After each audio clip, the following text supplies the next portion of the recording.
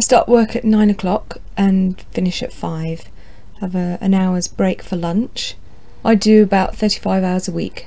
I try my best to stick to my hours of 9 till 5. It's not always easy because sometimes deadlines are looming and you've got to get something out, or somebody's waiting for a report. But usually try to do 9 till 5 and try desperately to make sure that I have a proper lunch break. It's very easy to carry on working through lunch if you've got a box of sandwiches in front of you and you just think, oh, 5 more minutes and I'll go for a walk, but sometimes you forget to go for a walk and the afternoon really drags on because you've not had a proper break. I play sport a couple of times a week during lunchtime, play badminton twice a week. So with a few colleagues we go off to the local sports centre, have a good game, really relax, sort of let out any excess negative energy if we have any, and it actually makes the afternoon fly by because you get back, you feel refreshed, your mind's a bit clearer, and you just sort of feel a bit better when you get back to the desk. I mean, I work in an office, so sitting in front of the desk from 9 till 5 is not always easy, and it's easy to forget to take breaks. I mean, we're always encouraged to get up and have a walk every hour or so, just, you know, to get away from your desk, to rest your eyes, perhaps stretch your arms and legs. But it's when you've got your head down in something that you're trying to work on, sometimes forget to take a break. We have ergonomic assessment. Some people suffer from repetitive strain injury from using the mouse. So again, the guy who comes in to do an ergonomics assessment can look at this to see if our posture's right and that we're sitting correctly, and he also reminds us to take plenty of breaks. Yeah, you can get special wrist rests, a footstool. You can do regular exercises, sort of stretching your wrists so that you don't get repetitive strain injuries there.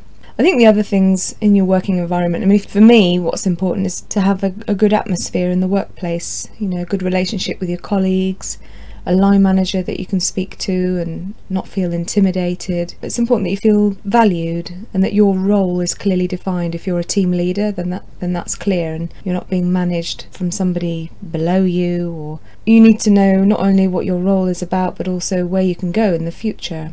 A company has a certain obligation to look out for its employees, to make sure that they can develop career-wise as well as personally. They need to know where they can go in the future to feel motivated.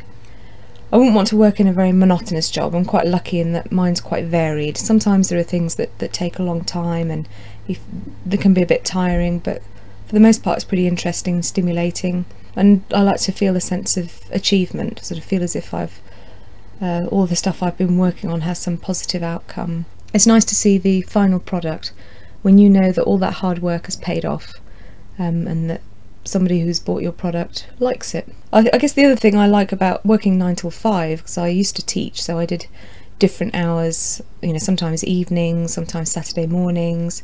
Now it's Monday to Friday 9 till 5. I can at 5 o'clock switch off my computer, walk home, and that's it. I don't bring anything home. When I was a teacher, I used to have to take preparation home with me and work on it the night before class, which I hated. It felt like being back at school and having to do homework. My current commute to work is a 5-minute walk. I'm pretty lucky actually. The longest commute I've ever done is about a 20-minute bus ride. I have a few colleagues who drive for an hour and a half to get to work, which just eats up the day. Dress code. Our dress code is smart casual. It's a bit vague, I suppose, but we're not actually working directly with the public. We're not actually receiving people from the public, any customers necessarily, so we can pretty much wear what we want as long as it's sort of within reason. I tend to wear a smart top, jeans, kind of smartest shoes. I'm glad I don't have to wear a suit. I think it's important if you've got customers to show a certain professionalism, but in an office where we're not actually speaking directly or receiving customers, it's not really necessary.